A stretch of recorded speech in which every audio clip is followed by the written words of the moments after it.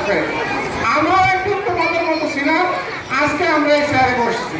তো সর্বপ্রথম তোমাদেরকে এই যে আমাদের যে ভাষা, এই ভাষা তোমাদেরকে লালন করতে হবে। তোমাদেরকে এই ভাষা দিয়ে উচ্চশিক্ষায় শিক্ষিত হতে হবে। উচ্চশিক্ষায় শিক্ষিত হলে তোমরা দেশ গড়ার কাজে নিয়োজিত থাকতে পারবে। সর্বপ্রথম আমাদেরকে প্রাধান্য দিতে হবে আমাদের দেশ। তোমরা আর একটু বড় হলে বুঝবে যে আমরা এই ভাষার মাধ্যমেই, যে ভাষাটা আমরা পেয়েছি যুদ্ধ করে, সেই ভাষার যুদ্ধ থেকেই আমরা একটা পর্যায়ে এসে এক সময় এসে 1971 সালে যুদ্ধ করে আমরা আমাদের দেশটা পেয়েছি। আমরা এগুলি আমাদেরকে শিখতে হবে।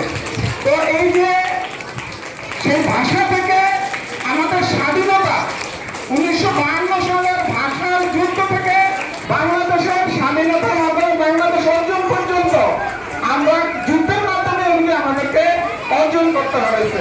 সেগুলি আমাদেরকে লালন করতে হয়। লালন মানে এগুলো ধারণ করে রাখতে হয়। লালন, তোমরা একটু বলো যে লালন আমরা তোমাদেরকে এখানে নিয়ে এসেছে, এটাই লালন।